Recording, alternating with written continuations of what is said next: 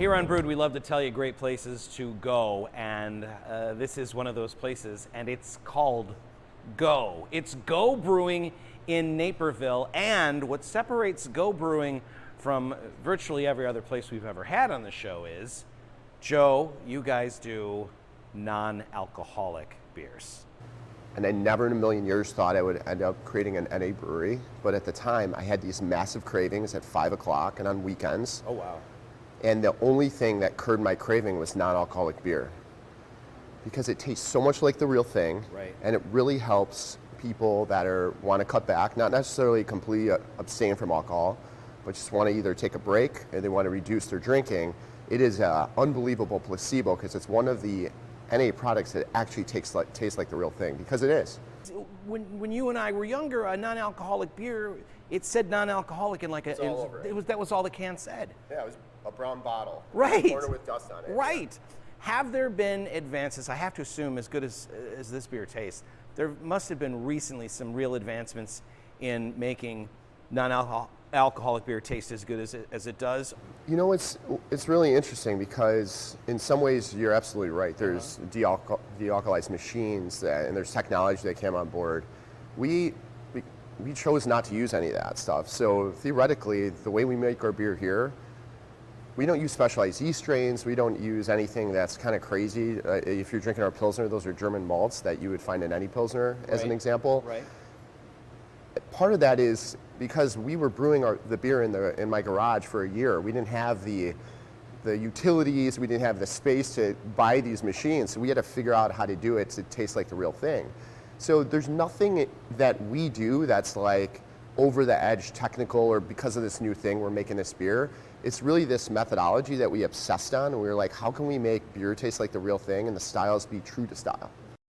What is it about this sector? I mean, it's blowing up. People, and I know people do it beyond dry January or sober October or whatever they're doing. I know there are people that are drinking non-alcoholic beer all the time. Why do you think that is? I think just the better for you category has become really popular lately. We've seen that here, that we contract now for probably 3 or 4 different places that have NA options, and just the better for you and just people that are abstaining from alcohol for different reasons, whether that's medical or just time off or anything like that. When the beer is delicious, I mean, that's the thing. When especially in craft beer, right? I mean, you fall in love with these flavors. You fall in love with the malt and the hop and the way it's presented, and you don't want to say no to that. I mean, you can't say no to that, right? So the NA beer is really blowing up, and it's to the point where almost, I mean, what percentage would you guess of breweries, you're not under oath, just a ballpark guess, I mean, are they all going to be doing NA here, you think, before too long, or is it half of them? How many of them generally are getting involved in this sector? At this point, I'd say there's probably 50% are come out with NA beers, but I would say the entire category is looking at it after seeing the success of the beer industry and the NA beers over the last couple of years. So tell me about the feedback that you're getting from your consumers. I mean, there are people that love all the great Potosi beers, but to put something out that is non-alcoholic, I mean, it seemed like at the time, I mean, you said your expectations were low, right? Right. So, I mean, I can't imagine it was a giant risk. You weren't saying, you know, this is who we are, you know, this is our new identity. But when you were rolling it out, you said your expectations were low. Like, how low, and help me understand how things developed from there. We anticipated maybe just selling a couple thousand cases right off the bat, you know, once we get it into the market and people start buying and just seeing what it does. But it's blowing our expectations away, and we've sold a lot more than that. And it's done so well, we're actually coming out with another Potosi IPA NA in the future here. So that'll be out, and by the time you're watching this, that should be out. So the IPA, what's that going to be like? It's a hazy IPA. What do you think of a traditional hazy in color, tropical, fruity? We're really excited about it. We've been doing some test batches up at the brew pub with some different IPAs, and we have some on tap up there, and we've gotten some feedback, and we're excited to bring this one out. How challenging is it to remove alcohol? Are you removing the alcohol, or how do you get a beer to be an NA beer? We're actually not removing the alcohol. We use a specific yeast that actually, when it creates the alcohol, it's at a lesser volume, and then we watch it very closely. So when the yeast is doing its magic, it's doing it in just a greatly reduced Correct. egg. And when it starts to ferment, we pull the yeast out of it then, and that's where we get the NA. So you still get the great beer flavor without the alcohol.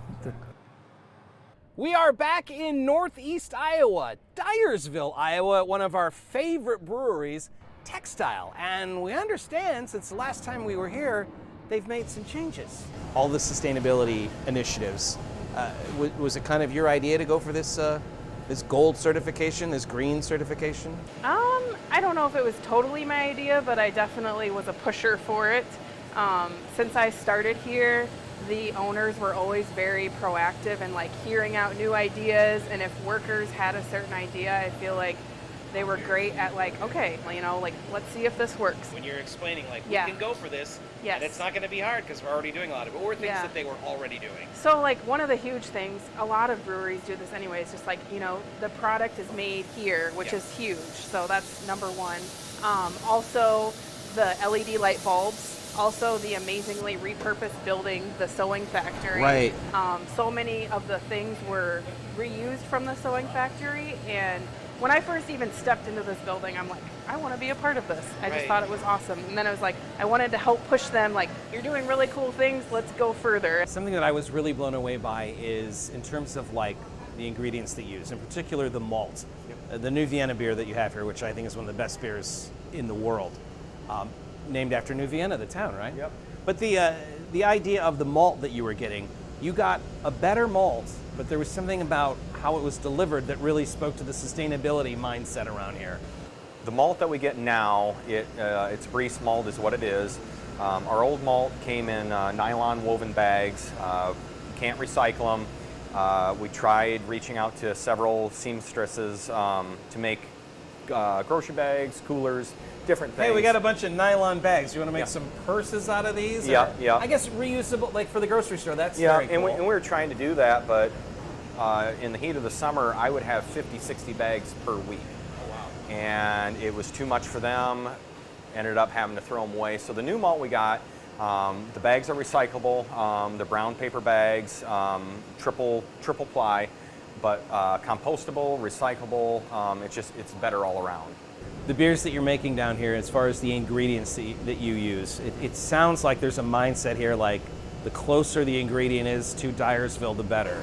Yes, correct. Is that kind of your job to look into where you're getting these ingredients from? A little bit, yeah. I know for like Trailblazer, our light ale, Dyersville, our light American lager, we started locally sourcing rice that's malted down in Miller Malting and Cascade, which is right down the road. It's less time for shipping, less cost of shipping, less time spent in a truck, burning diesel and everything like that. The brewery that we're most excited about visiting here out of all of them is Funky Town. So joining me are Rich and Zach, and we're here to talk about it, talk about it, talk about it. How many times do you guys hear that joke? Yeah. I mean, right? Well, I mean, you had to know it was coming. Yeah. Funky Town Brewing. Now, you're here at this incubator and you've been here for a while. I guess let's get started talking about like how this all started. So Funky Town's like a story of friendship. So I've known Zach, who's my twin today, since 7th grade. They've been friends for so long that they dress alike. Isn't that something else? Isn't that something? Yeah, right? And my other friend, other co-founder, Greg, since 4th grade. We went to school together, high school together, we went to college together. So, I mean, we come home and like craft beer is booming, like Goose Island, Revolution, Half Acre, and we gravitated towards that, you Right. know, away from the malt liquor and cheap stuff in college. Right. But we were always the only black people in that space, like bringing craft beer around. But people were always curious, like, hey, why are you guys into it? Front end versus back end taste, aromatics, beer style, the label. So like we were doing outreach and we realized like there's a lot of people that are into beer, just diverse groups, black people, women, Hispanic people. They just don't know anything about it. Right. So we're just putting in that work, that outreach to understand their palate and better serve them. And that's kind of where Funky Town came from. I mean, obviously you were enjoying craft beer, and like, how How did you get introduced to it? Well, you know, you drink anything you can get your hands on in college, right? So that's the cheap stuff, right? So then, like you said, we come home, we get a little bit more disposable income, you're able to kind of expand your palate. And again, that's when Half Acre and all those were booming around. Right. So it's like, okay, let's go and try to find some beers. And just like he was saying, like we would grab those beers and we would pick them based off of label. Right, so we'd go down the aisle with Benny's or something like that, and we just say, hey, that label looks cool. Let's see what's that. So you don't know if that's a pale ale, you don't know if it's a pilsner, you don't know if it's a stout. Just pick it up and go for it. So we took that approach. It's like, okay, well, if we were able to identify beers that we wanted to drink just based off of the label, how can we incorporate people that aren't in this industry and often overlooked? How can we get them to know that, hey, this beer is for you? You do it by the label as well as the outreach. Funky Town is here at this incubator space, again, pilot project. So this is in Logan Square, and the idea is that you're not the only ones making beer back there. So when you come here, when you're here at the pilot project, you can get, I mean, it's like visiting 9 breweries, but it's all under one roof. Absolutely. When did you start here? We started here in 21. Okay. 2021. So we had an interview with them. Again, we went to, we didn't know anything about contract brewing, right? So we go to Fresh Fest, which is one of the biggest black-owned festivals, and not the biggest black-owned beer festival. We go there, and first of all, we always thought that we were working in a silo, right? Like, we always thought it was just like we were the small sloth of craft brewers that like to drink beer, right? Right. Until we go out there, and it's like, oh my God, all these black and brown folks and women are all involved in beer, so now it feels like a family reunion aspect, right? So we come back home, start doing a little bit more research, and it's just like incubator. And that's how we discovered Pilot Project. Right. And so it came to an opportunity where they was like, hey, we got some tank space for you guys want to come in. And like we had a conversation before, it's like we always wanted to avoid that critical mistake. We always know we're going to make mistakes here and there. Everything is not going to be perfect. Well, you want to avoid that critical mistake, and that was getting in those tanks too early. Right. Without having a correct business plan together, without making sure that your go-to-market strategy is perfect, right? So we scaled back on that, denied the tank space, and then when we were ready, dropped off some more homebrew samples. But we felt like this was the one. We had a strategy together, and we auditioned. They took us back here, hot, sweating, did the interview, told them about our go-to-market strategy, told them about the beers that we wanted to do. They believed in us and told us right before we walked out the door that you guys got the tank space. We're right here on the corner of what is this, Michigan and 47th? That's correct. You absolutely have to visit this place. Now, the thing about Turner House that's very interesting from the get-go is the space that we're in is not always Turner House. That's correct. So we are located inside a Sip and Savor coffee shop. We co-share the space with them, which is located in the Rosenwall building, which is also historic. By night on Thursdays through Sunday, we operate as a tap room. So your very first beer that you made out of a home kit, that was, I mean, instantly you were already talking about how do we take this to the next level? Yeah, instantly. I love the slogan. It's they poured into us, so we're pouring. So now we pour pints of them. We pour pints of them.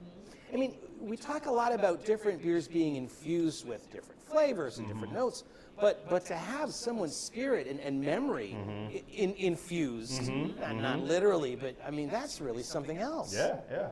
I mean, you know, it's something that we're very passionate about, and you know, it comes out in the quality of the beer. I have to imagine that that's important too, because obviously, no matter what, if you were going to call the beer anything, you want to make sure that you're serving the best possible beer.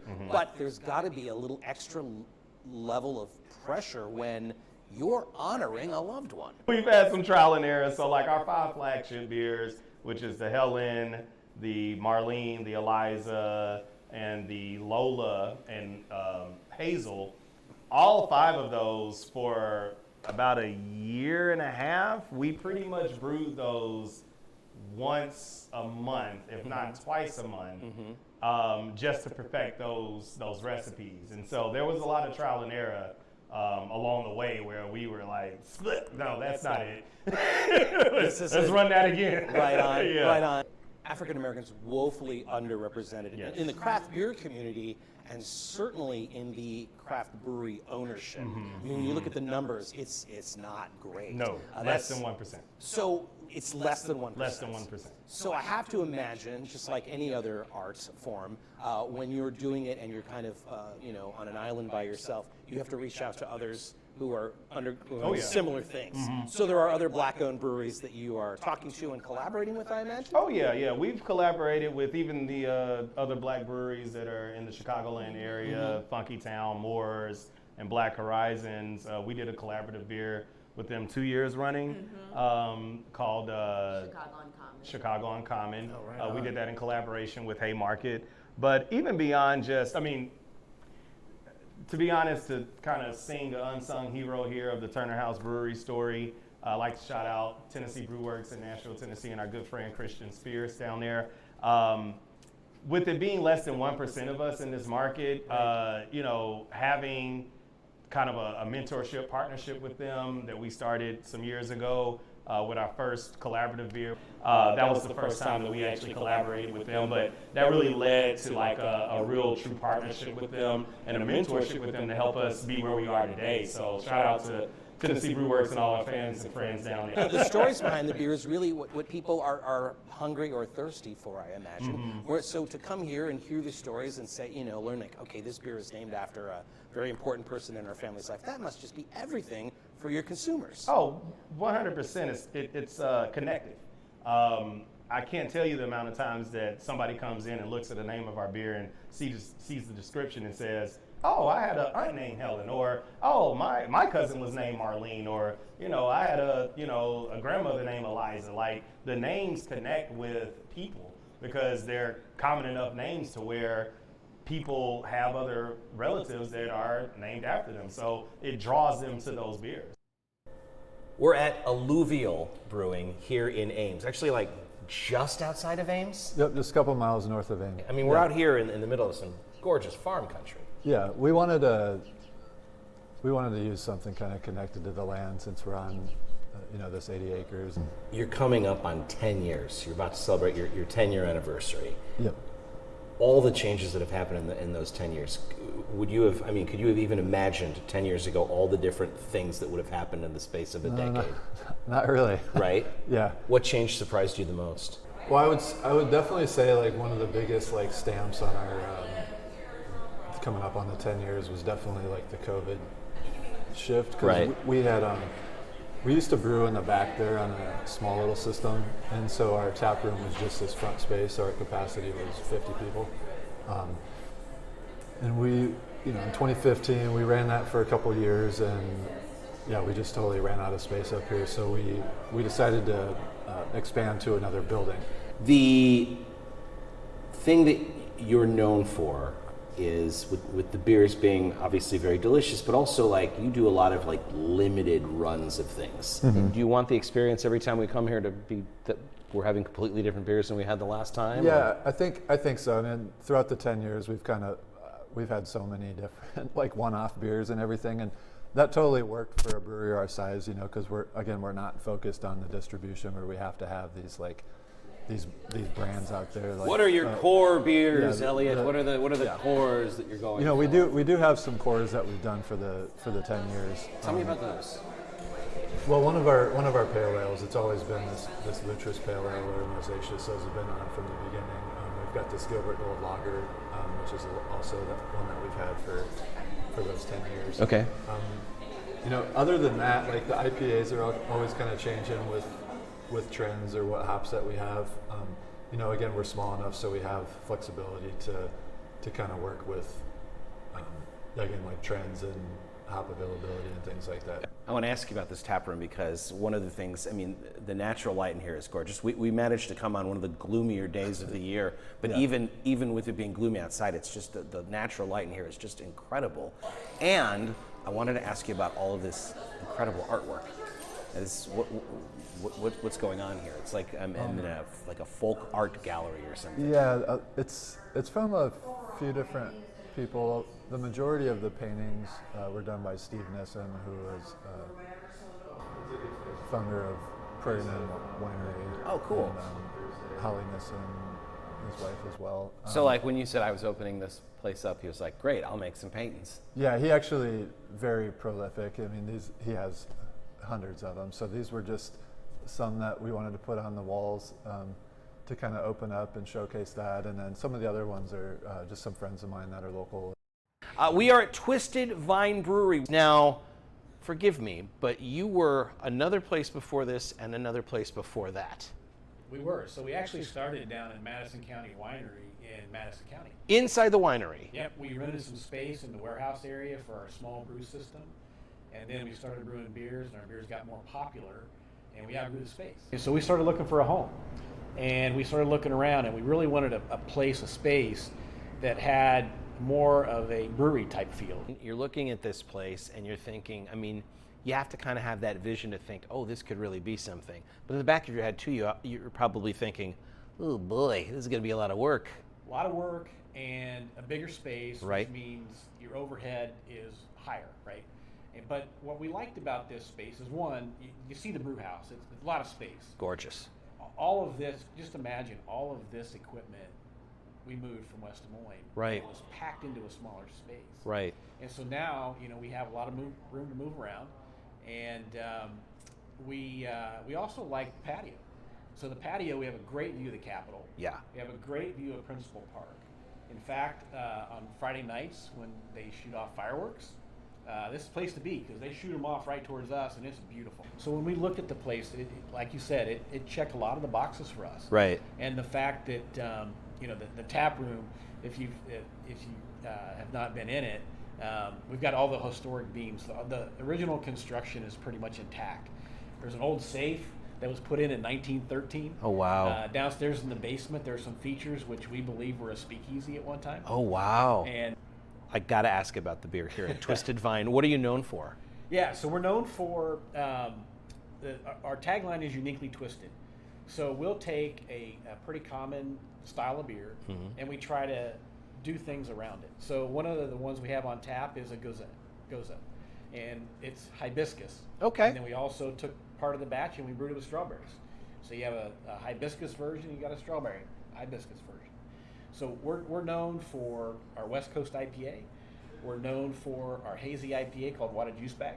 It's a unique Des Moines brewery. I wanted to ask you about some of the more unique Des Moines features, in particular when we're talking about beers that you make. What's this beer that you make for the World Food Prize? Yeah, that was an interesting collaboration. Norman Borlaug, as you know, he was the first World Food Prize recipient. Right. And a scientist who single-handedly is responsible for at least 1 billion people being alive that otherwise wouldn't be. He's from Iowa, got local roots. Right. And World Food Prize is literally here. It was just last week. Right. And so we reached out to the World Food Prize folks, Ambassador Terry Branstad, who was the governor, ambassador in China, and now running the World Food Prize. And we said, hey, we would like to do a beer that features all the grains that Norman Borlaug worked on.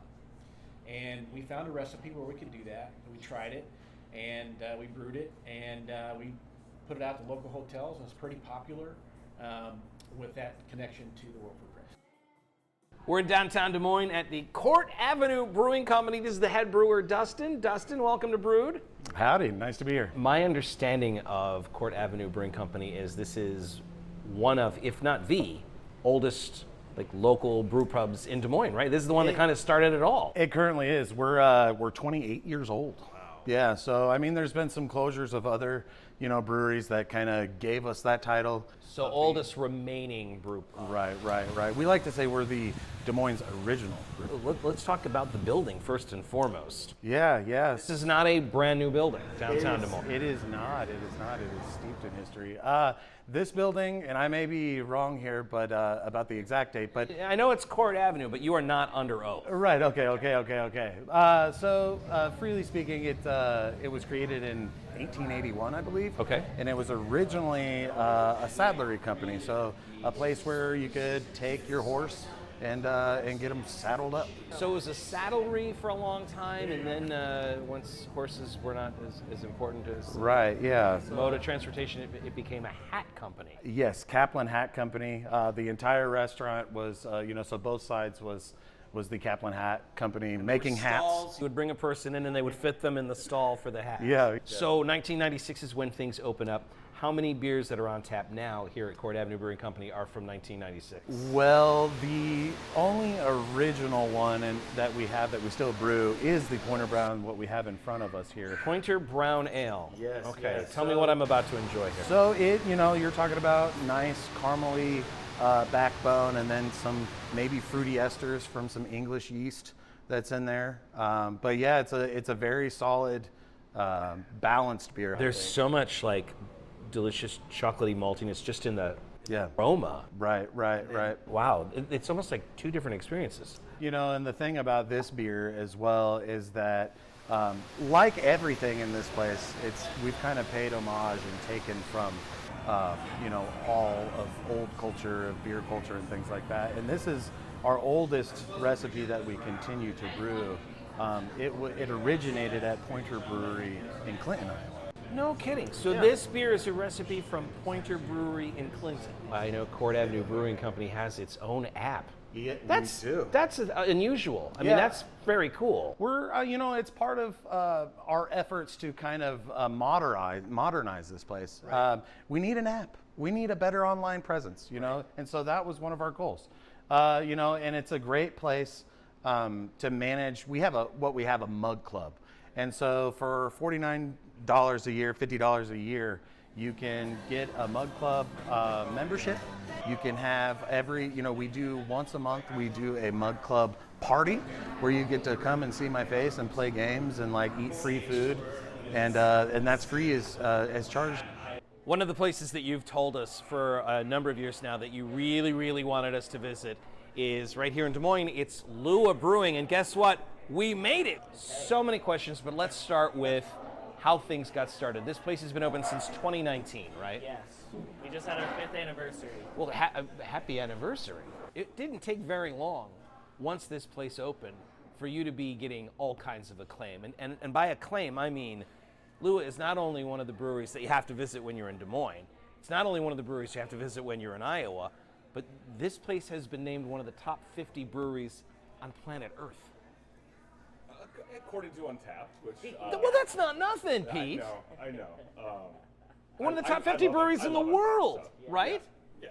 So this chef guy is moving back, you find out of nowhere, and then you ditch the taco plan for, what kind of food? What are you known for here? It wasn't at first, but our burger now has become, I think, a top burger in the state.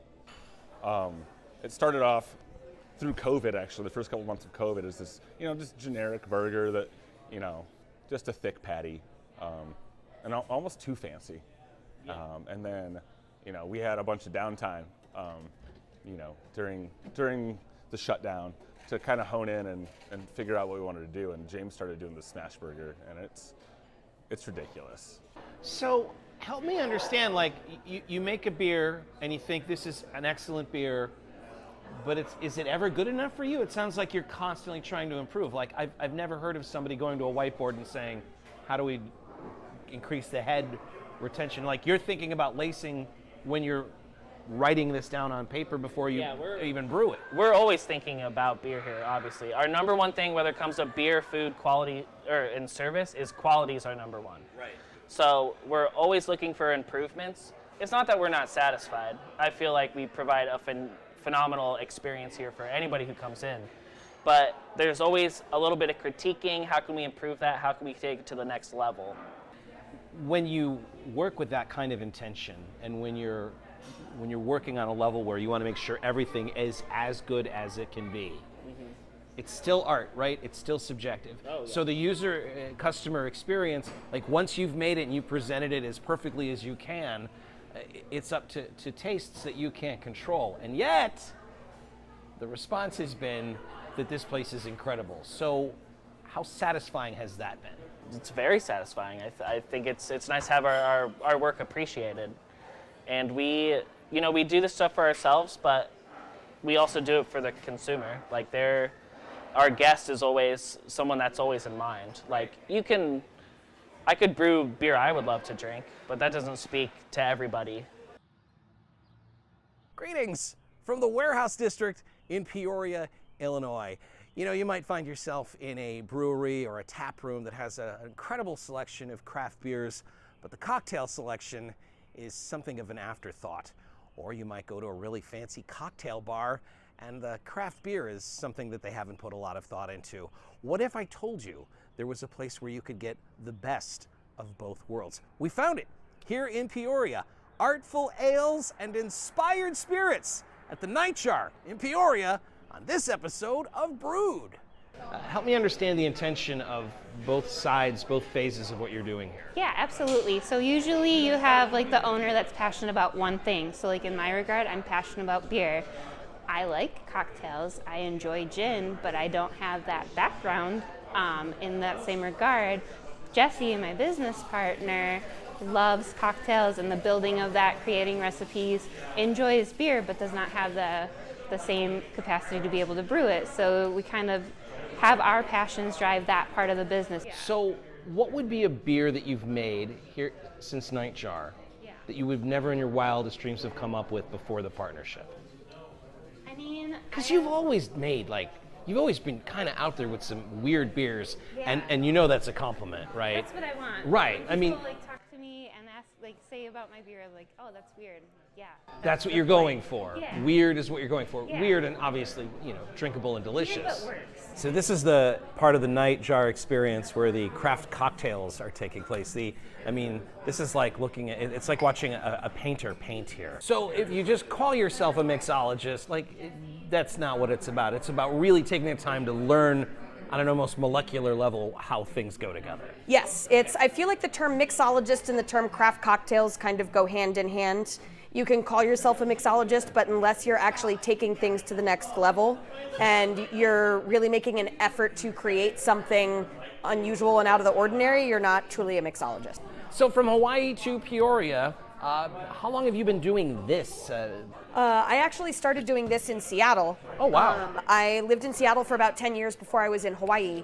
And Seattle is more the foundation of where my bartending comes from. What are you making right now? This is amazing to watch your work. So it's one of our most popular cocktails, the Banyan Tree. This is a vodka drink with a little bit of aloe vera liqueur. We have a ginger honey that we make in-house, and then passion fruit juice. How long does it take you to come up with these? That seems like a lot going on. What's the trial and error? It's similar to craft beer and when you're making your recipes, I imagine? I think it's funny because Cassie and I talk a lot, but that's one thing that I think cocktails and beer differ a lot is that cocktails are instant gratification. I'm making these drinks right now, I'm going to shake them, and then the finished product is going to go out to the guests. Whereas with beer, it's more a process of time because she's going to put everything together, and then it's kind of like baking. She puts it in the oven, and then there's a lot of testing along the way. Cassie, correct me if I'm wrong because I'm not as familiar with your process as you are. But from when she finishes her sort of R&D, so to speak, to when there's a final product to serve the guest, it could be a month to 6 weeks. I have to say what I'm really marveling at is, you talk about baking. When I'm trying to make banana bread, I have to focus so hard on getting a quarter of flour, a quarter cup of flour, and a half a cup of sugar. You're able to talk. You're not even kind of looking. This is amazing. You're like a gymnast almost. This is a really, really important part of bartending, especially if you think about the fact that I worked in Maui, and so a lot of the time that I would be bartending in Maui, I have guests who are sitting right in front of me that are asking me questions about where they should go on the island, that are asking for input on the menu, what should I eat for dinner. So a really great bartender, it's part of why we set the well up the way we do. I should be able to make all of my drinks without even looking at the bottles. What was it about Cassie's beer that made you think, I have got to partner up with this incredibly talented brewer? She makes beer unlike anything I've ever had. I love that, and what I like to say when I explain to people a lot about our partnership, Cassie thinks of beer the same way I think about cocktails. She likes to, instead of just staying in the mainstream and staying in the lane of this is what's popular, she likes to look at interesting flavor combinations and say, how can I incorporate this into a liquid? She tells stories with her beer, which I think is just the coolest thing, and I've never seen anybody else do that. We are in the Iowa State Brewing Sciences program, the Brewing Science program, where the future of brewing is taking place in real time. Help me understand the Brewing Science program, how it started and why you're doing it. Well, thank you and welcome to the ISU Brew Lab, as we call this space. ISU Brew Lab, even better. How did we get started? April 2020. This was my pandemic project. A lot of things shut down, slowed down, and I had a young man by the name of Jordan Funkhauser who worked in the food science building come to me and say, wouldn't a brewing program in the food science department be great? Well, I agreed. I'm a home brewer, and so it struck me as something that I had the time to look into. Well, this isn't the sort of class I'm assuming that you could just take. I mean, this is pretty high science stuff. You'd have to really, you can't just walk in here on your first day on campus and be part of the ISU. Well, that's correct. Now, I will point out the most important prerequisite for the course. Right. You had to be 21 years old of the time that we offered the first class, because we start brewing beer the first day of class. Right on. But I want it to be open to many students. So the only other prerequisite is that they had some exposure to some physical, chemical, or biological science, and it could be in a freshman class. But I just wanted to let the students know you're going to be exposed to a lot of science and you need to be prepared for it. And that part is going to blow your mind. But I want to talk about the space that's back there right now. What are they working on right now back there? Well, they're doing a competition IPA. Okay. So this was an opportunity for the instructors not to tell them how they were going to produce the beer, not tell them what the recipe was, but they needed to develop a recipe for an IPA, and then we will bring in a panel of brewers to evaluate and judge it. Since it started now, and you started the whole process in 2020 and started brewing in what, 21? Yes. What have you learned since you've started this program? What have you either learned from the process or from the students? Well, I've learned from the students that many of them are extremely smart. Right. They've had great coursework. They may be, A students, but they haven't had as many opportunities to do hands-on things. Right. And this is an opportunity for them actually to apply some of the things they've learned. Many of the students are engineering students. Get their hands dirty, learn how pumps can fail, and they do, and how heat exchangers can get fouled, and they do. And so it's a real, I think for many of the students, eye-opening on, oh, this is a real world. This is how things really go. So this is the part that's going to blow your mind. At least it blew my mind. Although that's not really that hard to do. The Iowa State Brewing Program behind us. These are undergrads, right, working on their IPA project, the competition. These are graduate students. Sarah and Alex are joining us here. Sarah, you're working on some crazy stuff, and I know Alex, you're working on some crazy stuff. This is like going to change. If everything goes according to our plan, it's going to change a lot about brewing. So the Brewing Sciences program, what is it about what you're learning here that you're most excited about, and how do you hope to use it once you eventually are out in what we call the real world? I mean, it's an industry that I never thought I would be a part of. I ended up over here by chance almost.